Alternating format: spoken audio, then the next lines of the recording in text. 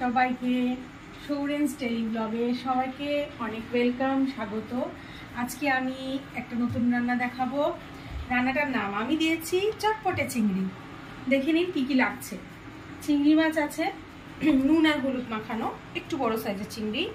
এরপর রয়েছে 3টে বড় বড় আলু স্লাইস করে কাটা, 3টে মাঝারি সাইজের পেঁয়াজ স্লাইস করা, একটুখানি একটা টমেটো একটু ছোট দেখে স্লাইস করা, 4-5টা কাঁচা লঙ্কা, একটুখানি হাফ মতন ক্যাপসিকাম, আর এখানে 5 কোয়া রসুন আমি নিয়েছি। ওটা আমি 5 কোয়া রসুন আমি গ্রেট করে দেবো। হ্যাঁ, এটা এমনি রেখেছি, আমি গ্রেট করে দেবো রান্নার সময়। আর মশলাটা এখানে দেখিয়ে দাও, একটু মশলাটা একটু কাছে আনবে। হলুদ, কাশ্মীরি লঙ্কার গুঁড়ো, এটা জিরের গুঁড়ো আর ধনে গুঁড়ো। এর সাথে আপনারা চাইলে গরম মশলা অবশ্যই অ্যাড করতে পারেন। সো বন্ধুরা, সৌরেন ডেইলি লাইফ ব্লকে আপনাদের আরেকবার স্বাগত। তো কড়ায় তেল চলে গেছে, অটোমেটিক্যালি সর্ষের তেল ফুটতে শুরু করেছে। দেখা যাক নেক্সট স্টেপ কি যায়। চিংড়ি মাছগুলো হাতে নিয়েছে ম্যাডাম, চিংড়ি মাছ কড়াতে ছাড়লো, চিংড়ি মাছ ছাড়লো। তো আজকে রেসিপিটা কেমন হয় দেখতে হবে। তো খুব নর্মাল একটা রেসিপি, বাট আমার মনে হয় এটা সবারই খুব ভালো লাগবে। চলুন দেখি। সো দেখা যাক আমাদের রান্না কতদূর হলো।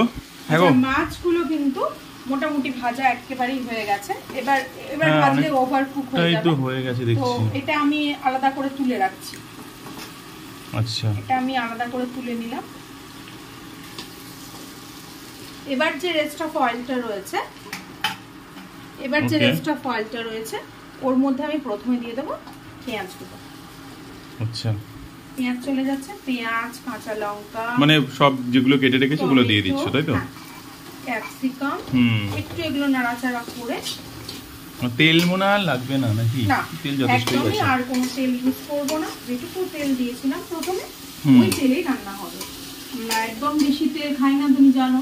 হ্যাঁ, তো তেল বেশি না হয় ভালো।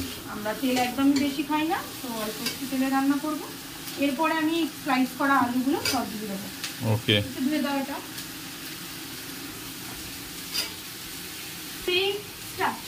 আচ্ছা, এবার দেখো আমি কিন্তু সব রসুনগুলোকে ভালো করে গ্রেড করে নিচ্ছি। জাস্ট 5 কোয়া রসুন নিয়েছিলাম আমি।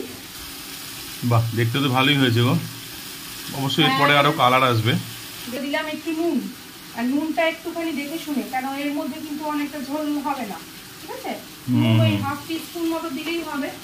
আর মাছেও অনেকটা নুন মাখানো আছে, যেহেতু বেশি কিন্তু নুন ইউজ করা একদমই যাবে না, তাহলে কিন্তু তুমি লেগে যাবে, কারণ তুমি একদম নোনতা রান্না খেতে ভালোবাসো না। হ্যাঁ, একদম নুন ভালো লাগে না আমার। এবার আমি দিয়ে দিচ্ছি একে একে মশলাগুলো। ওকে, এখানে দিলাম হলুদ গুঁড়ো, এখানে দিলাম কাশ্মীরি মির্চ, ধনে আর জিরে,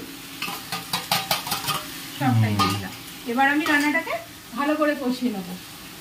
কষাও। এবার কি জল টল দেবে নাকি? হ্যাঁ, এবার আমি একটু কষিয়ে নিয়েছি, তেলটা কম বলে তেল ছাড়তে শুরু করেছে। হ্যাঁ, এবার মোটামুটি একটু রান্নাটা হয়ে গেছে প্রায়। তেলটা কমই দিয়ে, জন্য একটু শুকনো লাগে। দেখি এদিকে কি হচ্ছে। এদিকে তোমার ভাত হচ্ছে। ভাত করছো? তোমার আর ছেলেরই আজকে ভাত, কারণ আজকে ছেলে রুটি খাবে না, দুপুরে রুটি খেয়েছে। আর আমি একটা ডিম সেদ্ধ। তুমি তো ডায়েটে আছো। ওকে, হ্যাঁ। এবারে জল দিয়ে দিলাম এর মধ্যে, অনেকটা বেশি করে দিলাম। মানে এখন এবার তুমি এটাকে ফুটতে দেবো। হ্যাঁ, অবশ্যই এটাকে ফুটতে দেবো। ওকে ওকে। আমার রান্নাটা মোটামুটি আলুটা সেদ্ধ হয়ে গেছে। দেখো, এই দেখো সেদ্ধ হয়ে গেছে মোটামুটি। এবার কিন্তু আমি ওই ভেজে রাখা মাছগুলো দিয়ে দেবো।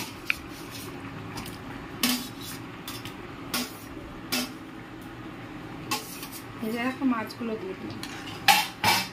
এবার আরও একটুখানি এটাকে ভালো করে একটু মিশিয়ে নেব।